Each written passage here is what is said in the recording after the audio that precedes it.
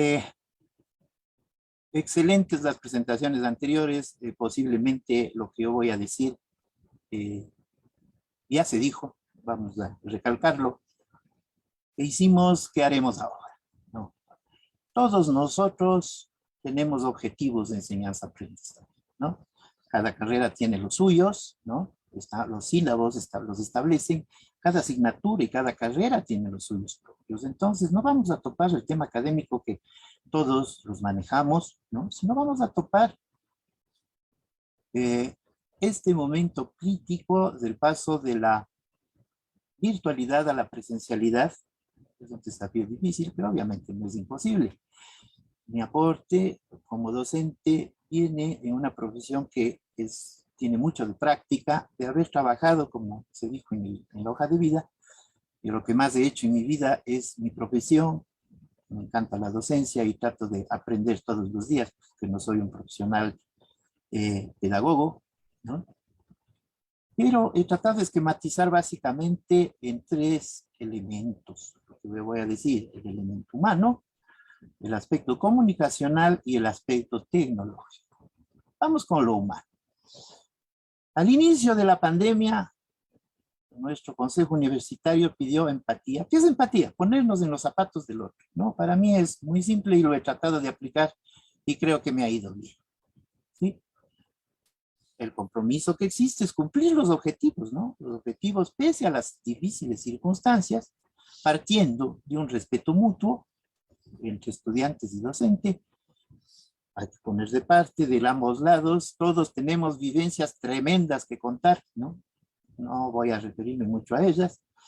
Quizás el concepto de servicio. Para mí, tanto la docencia como mi profesión querida son esencialmente un servicio a los demás, y siempre nos hemos enfocado en ello, ¿no? La empatía es lo que esta ilustración dice, que lo que sabemos de las personas es una carátula y lo que ignoramos es todo un inmenso universo.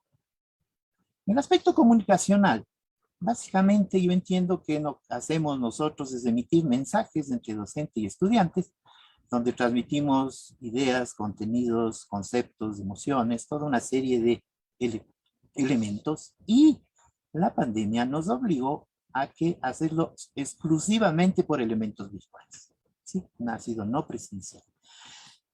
Hubo dificultades esencialmente por lo imprevisto del inicio. Acuérdense, yo me acuerdo yo he ido a prácticamente todos los cursos de la DDA, ¿no? Cuando el doctor Faraón Llorens hablaba de que es como si le cambiaran el motor del avión en pleno vuelo, ¿no? Pero fuimos mejorando. Hay que reconocer que pusimos de parte para todos, para tratar de mejorar. E indudablemente, como ya se ha dicho, ¿no? El contacto real es mucho más fácil, ¿no? El contacto a través de una pantalla es complejo, pero este contacto real era imposible, ¿no? Y hubo que inventar. Conspiró en mucho el alto número de estudiantes, forzado un poco, y no sé qué va a pasar ahora con los problemas presupuestarios, ¿no? Porque había que dedicar más tiempo a cada uno de ellos, ¿no? Ya en aula es muy fácil simplemente recorrer los pasillos. En este momento hay que pedir que se enlacen, etcétera, etcétera. Ya vamos a hablar al respecto. Lo tecnológico, vivimos la social de información, esto amerita un curso entero, ¿no? Pero estamos dentro de ello, ¿no? Y esencialmente lo que nosotros hacemos es uso de equipos y programas. No es nuevo, la educación no presencial existe desde los cursos por correspondencia, ¿no es cierto? Entonces, no hemos inventado nada, ¿no? Pero ellos tienen un sistema que no es el nuestro, ¿no? Se usan guías y los exámenes son presenciales, ¿no? Nosotros estábamos en otro mundo, ¿no? No teníamos las guías, pero daban ciertas referencias que podían ser útiles. En mi profesión en particular, como en otras profesiones, el uso de equipos y programas se da desde mucho antes de la práctica, ¿no? O sea, en este momento usted no se puede concebir una oficina de arquitectura sin ordenadores y sin programas. Entonces, de alguna manera, eso, a diferencia de otras carreras, facilitó, diríamos, esta tendencia, ¿no? Es una tendencia creciente. Ustedes saben, en mi profesión ya se maneja realidad virtual, realidad aumentada, inclusive a nivel de enseñanza. Hay inconvenientes graves por la situación socioeconómica, creo que ya se indicó, ¿no? Se indicó inclusive en la charla anterior, ¿no? Hay dificultades de conexión, dificultades de disposición de equipos y programas.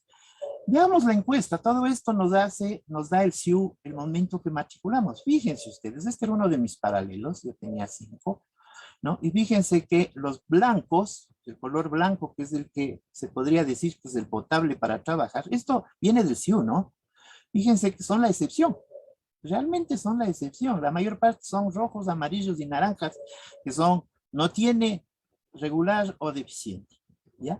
O sea, el panorama era terrible, pero pudimos salir, y más por esfuerzo, desgraciadamente, de los chicos y sus familias, porque realmente fuimos manejando la posibilidad de los estudiantes de corregir esto en el camino, haciéndoles ver que la profesión les exige realmente tener equipos y tener conectividad, y pudimos salir. No solo la educación, en realidad ya se dijo también esto en la actividad laboral. En este momento ustedes ven, hay muchas realidades, todo lo que es las compras de estas virtuales, que son sectores económicos que han crecido tremendamente, se han reducido costos, puesto que ya no se necesitan grandes instalaciones. Acuérdense del World Trade Center, que mucho antes de la pandemia, por supuesto, pero justamente por esto de la virtualidad ya tuvo dificultades para volverse a hacer, puesto que las gestiones ya no se hacían en forma presencial, sino todo absolutamente en línea. ¿Cómo lo hicimos? Debo reconocer, inclusive con este curso, la preocupación de la universidad. Nos capacitaron, como ustedes recordarán, a inicios del 2020, nos proporcionaron herramientas institucionales, el Teams, el aula virtual, el OneDrive, toda una serie de elementos que tuvieron sus fallas, también se lo dijo en algunas de las charlas, pero se fueron superando, y por lo menos del semestre anterior ya creo que, salvo un par de interrupciones, funcionaron bastante bien. Cada docente ha tenido experiencias, lo que hago es compartir las mías, no estoy dando recetas, ¿no? Respeto mucho las experiencias ajenas, tengo 5 paralelos, ya habíamos trabajado, yo trabajé con el aula virtual desde que apareció, que fue hace algunos años. Yo era de los pocos profesores que trabajaba, entonces fue más fácil porque yo les obligaba a trabajar en el aula virtual. Teníamos aulas provistas de computadores y señal, ¿no? Y los estudiantes trabajaban ahí, entonces nos fue más fácil, pues, especialmente con los alumnos antiguos, adaptarnos a la herramienta del aula virtual, que no es muy amigable, debo reconocerlo, pero en cambio proporciona toda una serie de facilidades. Ahí están los recursos, las tareas, los cuestionarios, una serie de elementos, inclusive de control, que nos ayudan a cumplir. Que antes no tenían mayor problema, también tuvieron capacitación, como alguien ya dijo, ellos son nativos digitales, ¿no? Quizás nosotros, ¿no? Yo ya tengo 50 años de afiliado al IES, así es que soy bien viejito, ¿no? Pero me he podido adaptar, me defiendo, ¿no? Me he tocado hacerlo, ¿no? Existieron problemas de conectividad, pero se fueron solucionando. Yo reconozco que, inclusive, bueno, ya lo vamos a ver después, hay docentes que ayudaron mucho más que yo.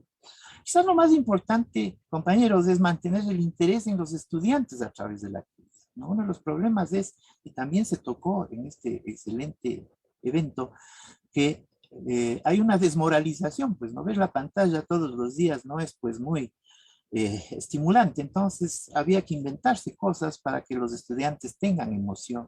No se aprende sin emoción, sin alegría. Había que motivarlos, demostrar que avanzábamos juntos. Había que hacer seguimientos individuales. Problemas mayores se lo vieron aplicando la empatía, además de cierta tolerancia en horarios, ¿no? Como ya también lo dijeron, que bueno, hay gente que yo les decía, vean, no se conecta, me dice, profe, estoy manejando el taxi, pues o si no, no como, la familia no come. Entonces había que buscar otras alternativas, ¿no? Yo sé que hay profesores, compañeros de arquitectura que prestaron sus equipos a estudiantes en situación de crisis. Y a muchos, no sé, a ustedes, pero a mí sí me ha tocado en casos extremos, hay gente que vive en la mitad de la selva, ¿no? Y había que darles instrucciones por WhatsApp y establecer reuniones, que ellos salgan al pueblo, vayan a un café net y se conecten para ahí poder avanzar al ritmo de los demás, ¿no? Usar los chats, cambiar horarios por casos específicos, lo que les decía justo del caso de la persona que vive en la selva, ajustar la metodología. ¿No? Hubo actividades que ensayamos en el primer semestre, ya nos repetimos, puesto que por ensayo y error vimos que no eran convenientes, ¿no? Y hacer más. De hecho, nos ha tocado, lo dijo Fernando Carrión en un seminario en otro espacio, ¿no? Que antes la Flaxo le pagaba todo y ahora a él le toca pagar internet, absolutamente todo. Nos ha tocado cambiar de equipo, tener uno más potente, mejorar el ancho de banda, ¿no? Comprar tabletas, cámaras, audífonos, etcétera. También lo han tenido que hacer los estudiantes, que es crítico, porque en algunos casos ellos son de quintiles muy bajos, ¿no? Es un sacrificio, pero con eso hemos podido de alguna manera salir. Actividades, la clase invertida, aprendizaje por proyectos, ¿no? Que en nuestra profesión es muy común, el aprendizaje por proyectos, prácticas accesibles y sustentables, en la mayor parte de casos con material desechable, pero hay ciertos conceptos, ciertas competencias que necesitaba yo que tomen en sus manos los materiales y lo pudimos hacer. Quizás no con la perfección que se puede hacer en lo presencial, pero con buenos resultados. Lo importante, ya se dijo también, algunos compañeros lo han marcado, hacer seguimiento, ¿no? O sea, el seguimiento es muchísimo mayor que en lo presencial, ¿no? Yo tengo una ficha en Excel para no tener riesgos de pérdida de datos, ¿no? Donde nosotros en algunas asignaturas hemos hecho 30 tareas individuales, ¿no? Es un trabajo para el docente, se multiplica, pero es la forma de no complicar la evaluación, ya vamos a hablar de eso. También ajustar la metodología, ¿no? Hubo actividades que ensayamos, no, sí está. Actividades que ensayamos hacer correcciones, no, estamos en el final, hacer correcciones, mejoramiento continuo. O sea, siempre tratar de mejorar, siempre tratar de mejorar. La evaluación, efectivamente, parece que en algunos casos fue un problema, ¿no? Yo respeto lo que hicieron los demás compañeros, pero ¿qué hice yo? Primero, la evaluación formativa, que insisto, ya sé, algunos compañeros expositores ya lo han mencionado, ¿no? Conocerles a los estudiantes, que es muchísimo más complicado que en lo presencial, ¿no? Y los vemos. Un registro individual, tratar de detectar las falencias, tratar de tutorar, aunque ya con el rediseño no teníamos tutorías, pero daban tutorías. Y la evaluación sumativa, que definitivamente no puede ser la misma de la época presencial, ¿no? Acuérdense que los viejitos teníamos los exámenes a libro abierto, ¿no? Recordarán ustedes que había profesores, también en las áreas matemáticas, decían, si usted quiere, consulten. Se puede optar por esa. Yo no la opto porque me parece muy estresante y mis materias no se prestan, pero hay formas, ¿no? Nunca perder de vista los resultados, ¿no? En la arquitectura nosotros necesitamos productos relevantes, ¿no? Entonces, es muy común en las materias más importantes, en las disciplinas integradoras, ¿no? Es un proyecto lo que se presenta. Ya se dijo esto, el analfabetismo no es los que no sepan leer y escribir, sino que no puedan aprender, desaprender, aprender, decía el Vinton. Efectivamente, fíjense que yo hice mi tesis de grado a máquina de escribir, ¿no? Entonces, fíjense que a mí me ha tocado desaprender y reaprender, ¿no? Mucho antes de la revolución tecnológica. Y les digo a los estudiantes que a ellos les va a tocar lo mismo, porque ustedes ven que el avance tecnológico es tremendo, no tenemos todavía ni idea qué va a pasar después de 10 años nada más. Entonces hay que estar siempre dispuestos a seguir aprendiendo. La arquitectura es una disciplina que se nutre de ciencias, no es una ciencia en sí, creo yo, y se concreta en obras físicas que tienen que servir a la sociedad. Se buscó dar siempre un enfoque eminentemente práctico. No hay que perder el contacto con la empleabilidad, ¿no? Este es un tema que amerita todo un seminario, pero no perder el contacto es lo que yo digo. Aprendizaje continuo, tanto del docente como de los estudiantes. Yo les suelo decir, el aprendizaje no es solamente aquí en las aulas, el aprendizaje es todo el tiempo, ¿no? Ya no se pueden hacer recorridos, o sea, se aprende con los pies, dice alguien, que la arquitectura se aprende así, pero al menos al inicio, en que había un confinamiento, eso era imposible, ¿no? Pero teníamos acceso a la biblioteca más grande del mundo, ¿no? Que es son las redes. ¿Qué haremos ahora? Dice seleccionar críticamente lo mejor, lo virtual y lo presencial. Sí, está fácil emitirlo, pero más difícil concretar, ¿no? Ya digamos, he copiado esta frase, ¿no? Que relaciona la educación con la tecnología, ¿no? Se ha desarrollado muy bien ese tema por darte a algunos compañeros y efectivamente creo que tenemos que ir pensando que la nueva realidad tendrá que tomar muy en cuenta la tecnología. Inclusive en los aspectos administrativos, que son quizá un talón de Aquiles de la Universidad Central, se debe optimizar. Es inaudito que nos demoremos años a veces en entregar un título, no, yo creo que eso hay que corregir. Pensar que la pandemia aún no termina, compañeros, ¿no? La situación todos tenemos noticias, no, ya no se habla mucho de las salas congestionadas de los hospitales, pero de lo que yo entiendo ya está creciendo de nuevo, ¿no? Están creciendo los contagios, entonces hay que tener las precauciones, ¿no?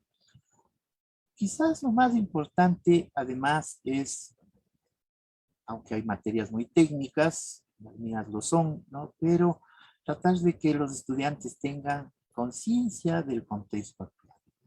O sea, no podemos ser una burbuja dentro de un país que tenemos problemas. Tenemos el problema inmediato del presupuesto universitario que nos va a afectar.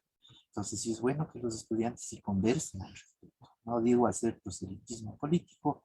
Nosotros vivimos épocas que no viene al caso comentar, pero sí que generar conciencia, ¿no? Hay una nueva realidad, ya se ha hablado de la nueva realidad, ¿no? Esta nueva realidad va a incorporar elementos como la tecnología, como la necesidad indiscutible de meternos en estos nuevos aprendizajes. Básicamente en lo operativo, ¿qué diría que nos sirve para continuar?